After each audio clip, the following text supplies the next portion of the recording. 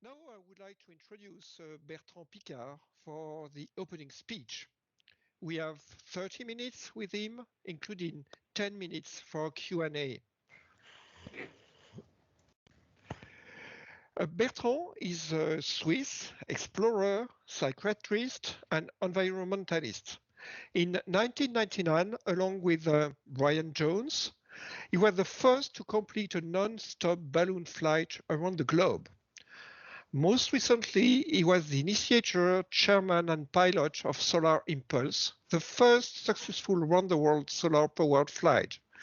In 2012, he was designated as a champion of the Earth by the UN Environment Programme.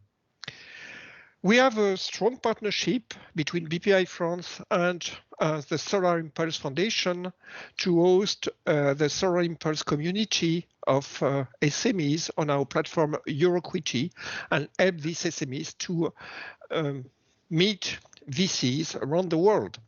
But I had also the chance to hear a very great speech of Bertrand when you first met with all the employees of BPI France last year. You will not be disappointed. Bertrand is a one-of-a-kind adventurer who finds motivation in the seemingly impossible.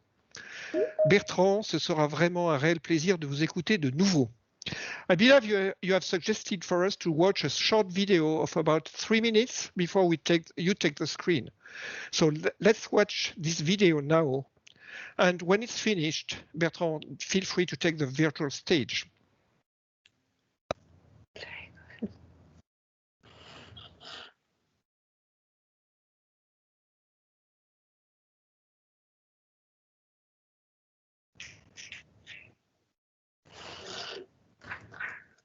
Impossible until it had been accomplished. Behind each achievement, explorers have invented the future by going beyond the frontiers of certainties. They have broken the rules, challenging common assumptions to discover new solutions.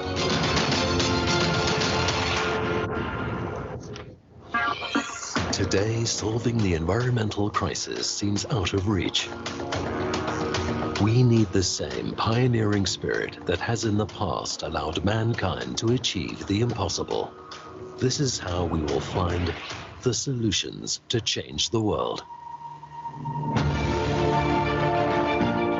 Bertrand Piccard, the visionary behind Solar Impulse, wanted to demonstrate the incredible potential of renewable energies and clean technologies.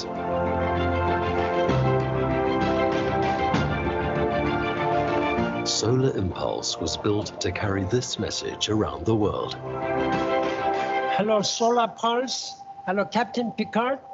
I am inspired by your pioneering spirit. You know, Mr. Secretary General, if an airplane like Solar Impulse can fly day and night without fuel, the world, of course, can be much cleaner.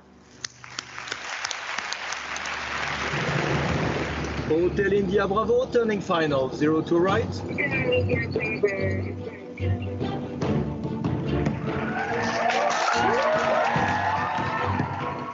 More than an achievement in the history of aviation, Solar Impulse has been an achievement in the history of energy. Let's take it further.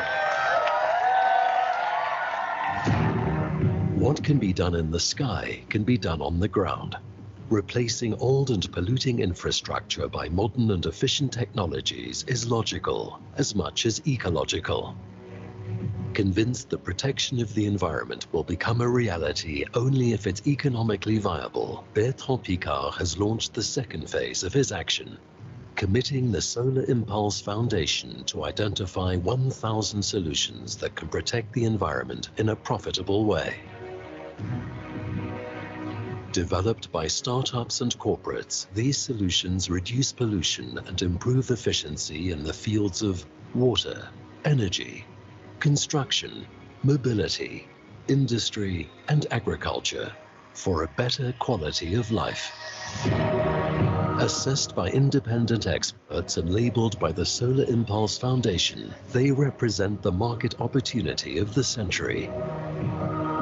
generating jobs and clean growth. In the near future, Bertrand Piccard will travel around the world again to present this unique selection of solutions with one goal: encourage governments, businesses, and institutions to go beyond compromise and set more ambitious environmental targets and energy policies. Here again, the spirit of exploration has a role to play in achieving what many people still consider impossible. And you can be a part of it.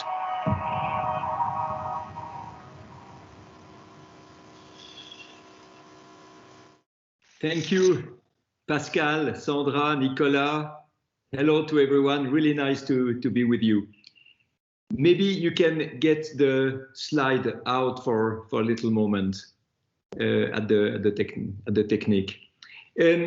We heard in the introduction today a few times that protection of the environment, reaching climate neutrality is something difficult. Why is it difficult? It's because we are in a fake choice where both propositions lead nowhere. One proposition is fighting against growth. This is what we hear in the green parties. Degrowth. This leads to social chaos, exactly as we have seen during the COVID confinement. During 1 year, hundreds of millions of additional unemployed people, thousands of companies going bankrupt, social problems, and a lot of economical suffering. Of course, it doesn't work. What's the other option? The so-called illimited growth, where we have more production, more consumption, and this leads to an ecological and environmental disaster. So what do we have in between? Well, we need to find a third way. And this third way is the qualitative growth that I would like to tell you about. It is when we create jobs and we make profits by replacing what is polluting by what is protecting the environment. And this is a completely other mindset in terms of technology, in terms of economy, but also in terms of understanding the global situation. I give you an example. You've seen solar impulse flying. Who built solar impulse?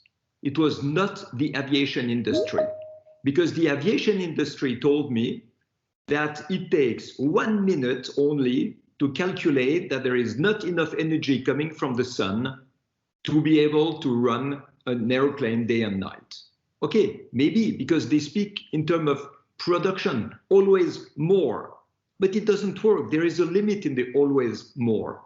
So it took us then 3 years to do exactly the opposite, not produce more, but get the airplane more efficient, consume less energy. And this is why this airplane was so big in wingspan, so light, so efficient, this special shape, and so on. And it allowed us to fly around the world with no fuel. So how do we feel when we fly in an airplane like this? What does it mean to be efficient? And maybe now you can show the slide of the airplane flying. You imagine that you look at the sun. You understand that it's your only source of energy. With this, you can fly day and night. You don't need to refuel. You can stay in the air forever. And you look both sides of the cockpit, big propellers turning. There is no noise. There is no pollution. There is no fuel. And at this moment, I tell you, I was thinking, wow, I'm in the future. I'm propelled in a science fiction movie. And actually not at all. It was only what the technologies existing today allow me to do today. And at this moment, it was like a revelation. I understood how much the rest of the world was in the past. It was not me in the future with solar impulse. It was the rest of the world in the past, with outdated systems and technologies that are destroying the world. Inefficient industrial processes, dirty ways to burn fossil fuels to have heat, movement, or electricity, badly insulated houses, inefficient combustion engines in the cars, 27% at the most, instead of the 97% of efficiency I had on my electric engines on solar impulse. Can you imagine that? So when we speak about being modern, we bravely wave our latest smartphone, but it's not enough. Everything else we use comes from the beginning of the oil era in the early 1920s. Is it what we want? Can we be proud of that? So it's crazy to see that a lot of people want to have degrowth, want to reduce consumption, want to reduce quality of life, want to reduce mobility. But the real problem is not there. The real problem is that we still use outdated and inefficient systems. So what if we were to modernize our world, to change the infrastructures? Would it be expensive or would it pay for itself? And this is where you are coming with business development banks, because it is now profitable. In the past, it was not like this. 10 years ago, I could not have made this speech. I would have explained you how expensive it was to protect the environment, how much subsidies we needed, but not now anymore. And this is what I wanted to prove with the 1000 solution challenge. Maybe you can present this slide on full screen for a little moment. We have worked in the past 5 years at the Solar Impulse Foundation, together with our partners, including BPI France, to identify technologies, processes, systems, products, materials, devices that would protect the environment in a financially profitable way. And here, of course, in the beginning, I was told it's impossible. You can never find that. The most optimistic people were telling me, you will find a maximum of 300 solutions because these are the niche where there are some problems to solve. Of course, I did not listen to that. I knew there would be a lot of solutions because there is no limit in the human ingenuity and imagination, innovation, creativity. And today, we have 990 of these solutions, and in mid-April, we will reach 1,000, the first 1,000. We will communicate, we'll make a huge event about that. Why that? Because it makes 1,000 proofs that the protection of the environment is more profitable than its destruction.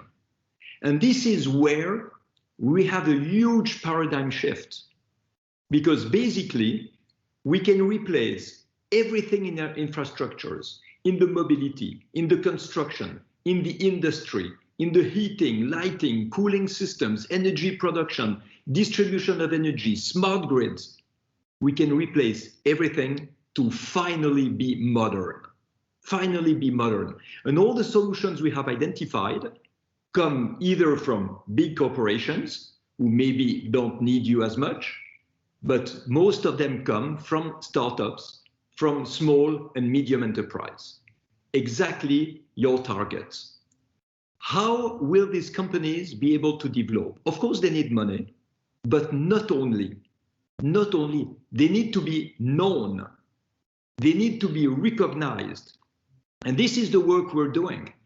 We have put a label, which is the first label that certifies the profitability of environmental friendly technologies, the Solar Impulse Efficient Solution label. And this is the credibility factor. These solutions exist today. They are able to make money and they're able to protect the environment. But the limit, as I said, is not only financial. It's not only that we need to bring investment in, knowing that it will pay back, knowing that it's a huge business, knowing that it's new opportunities for the industry. No, there's another thing that we really need to take into consideration. It's the fact that the legal framework, the regulation today, is also outdated because it is based on what the technologies were allowing to do a long time ago. So you have a lot of companies today, a lot of individuals, even governments, who are polluting, who are emitting a lot of CO2, and they say, what we do is legal. What we do is legal. And in that sense, they are right, it's legal, but it's not normal that it's still legal. That's the problem. If today we can do much better with new technologies, with solutions like the one we have identified, it means that the regulations have also to be modernized. The norms, the standards, have to be adapted to the reality of today. If we have an engine in a car that is able to make 20% of emissions instead of 100, why is it still allowed to have 100% of emissions? It should be 20%. If we're able to have houses, buildings, constructions who are carbon neutral, energy neutral, why is it still allowed to have constructions that are polluting so much? And this is the same everywhere in every sector. We are in a society that is wasting resources, and we need to go in a society that is saving resources by being more efficient. And you have a lot of people who tell you it's not possible because the GDP is always correlated to the increase of consumption, the increase of production. This was true in the past, it's wrong today. Today, the GDP can increase more if we link it to the efficiency than to the production. You can sell efficiency in an extremely profitable way. We have a company that is labeled in France, Ecotech Ceram. I think they're in touch with BPI France. They are recovering the heat that would be lost in the factory to store it and give it back to the factory to reduce the energy bill. After a couple of years, you get the investment back, it pays for itself, and you only make profit. This is what I mean by linking GDP to efficiency.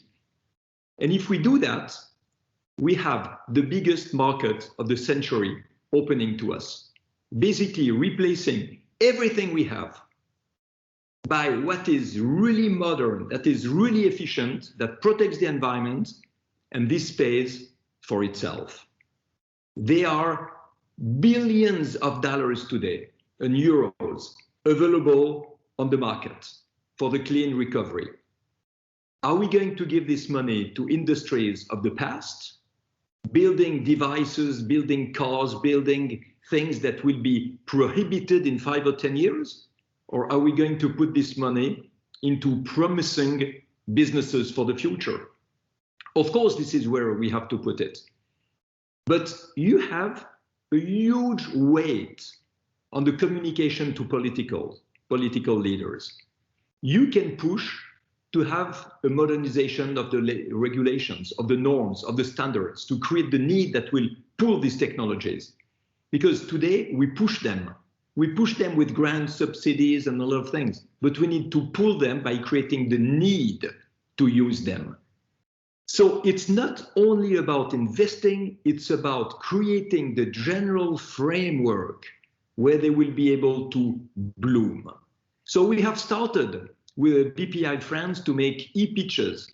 It was during the COVID crisis, so we had the online, some of the solutions that have been labeled by our foundation, pitching to BPI France, pitching to other investors, and it was very successful. And in terms of politics, this is what we are starting to do now. We're preparing a new trip around the world, not in a balloon, not in a solar airplane, but what we call the round the world tour for solutions. And the goal is to bring this guide of solutions to all the heads of states, to all the big corporations, to all the investors, in order to allow them to have the tools to reach their goals. Because today, it seems difficult to reach all the carbon neutrality for 2050 because governments don't have a roadmap and they don't have the tools and they don't know which technologies are available. We want to help them, and you can help them also. And this is really something we can do together.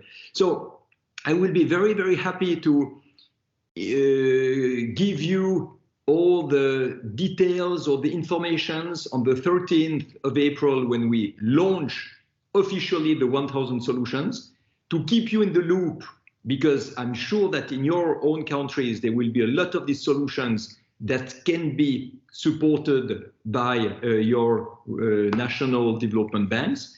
And of course, when I travel around the world, I will be in touch with governments, with heads of states, maybe with you in different countries where I will travel with this huge guide of solutions. So you see, this speech is only a beginning.